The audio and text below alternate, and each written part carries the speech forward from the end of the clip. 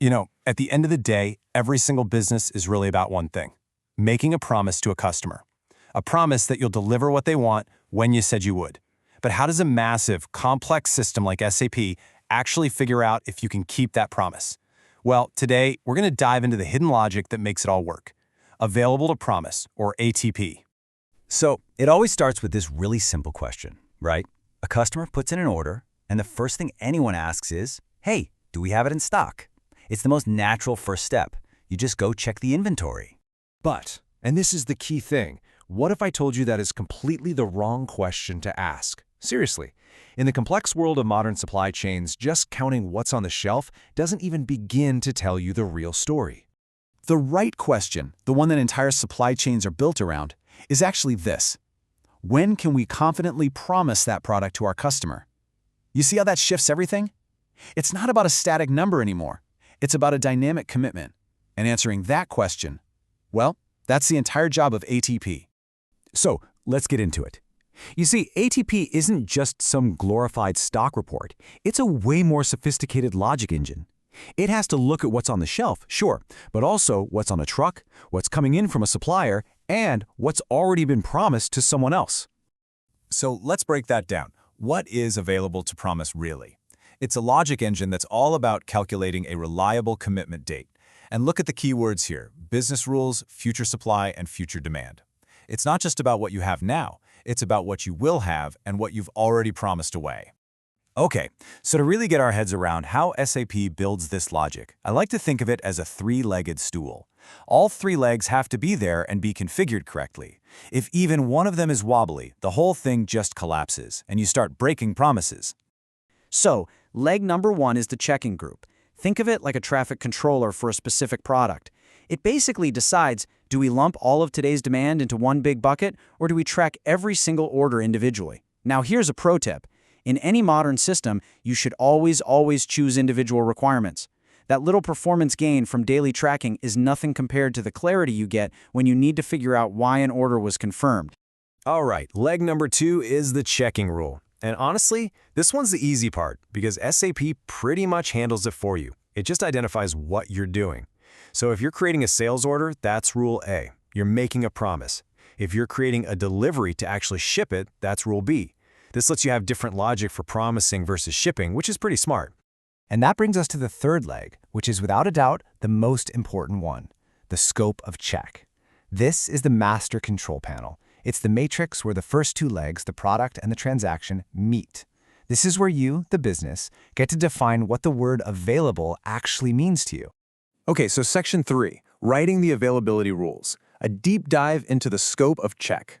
Let's really get into the nitty-gritty here, because this is where the magic happens.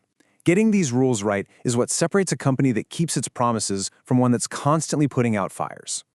Just look at this. This slide shows you that availability isn't some fixed number. It's a business decision you have to make. For example, do we count our safety stock? Well, it's optional. If you make products to stock, you might dip into it for a huge customer. But if you're a just-in-time operation, you'd never dream of it. Or how about stock that's in quality inspection? That's risky, right? Because if you promise it and it fails inspection, poof, you've just broken that promise. These are the real-world trade-offs you have to decide on. Okay, here's a tip that'll make you sound like you've been doing this for 20 years. Anybody can pull up a basic stock report, transaction MMBE. But the real pros, they live in transaction C009, the ATP situation. Why? Because MMBE shows you what's physically there. C009 shows you what's actually available to promise. After all your existing commitments are subtracted, it's literally the difference between your total bank balance and your available to spend balance.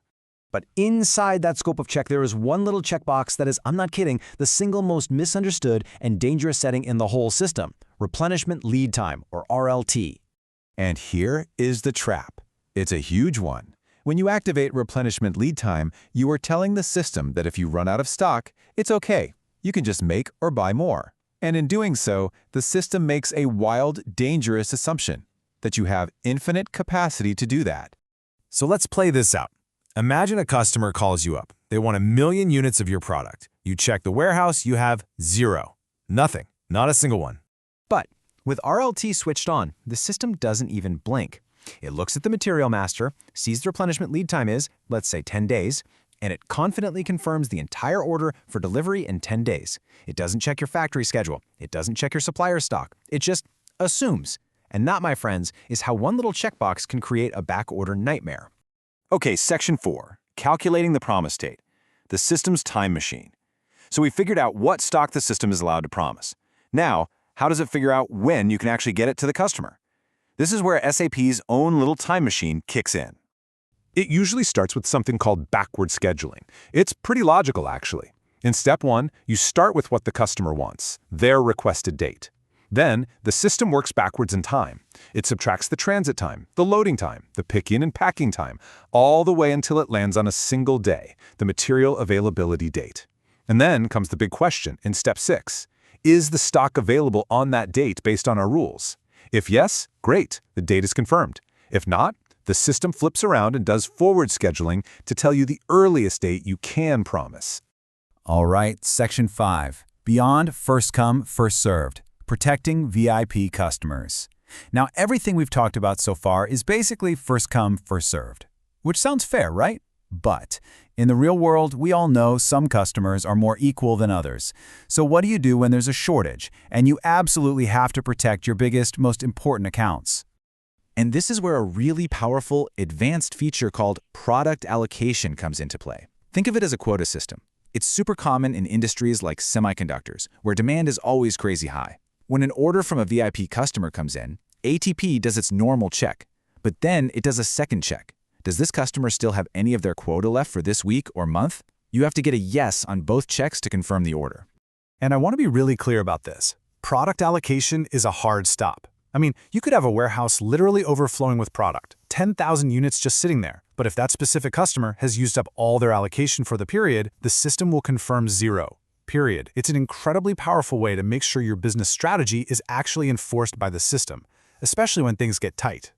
Okay, number 6, the final takeaway, the bridge of trust. So after all this technical stuff, what's the big picture? What's the one thing you should really remember from all of this? It all comes down to building a bridge. I really want you to think of Available to Promise as this critical technical bridge. On one side of the river, you've got the physical reality of your logistics team. What's in the warehouse, what's on the trucks. And on the other side, you've got your sales team making promises to customers.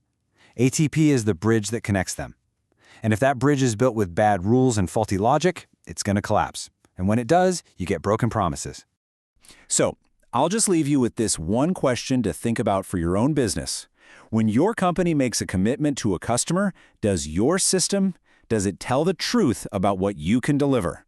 Because at the end of the day, that truth is the absolute foundation of your customer's trust.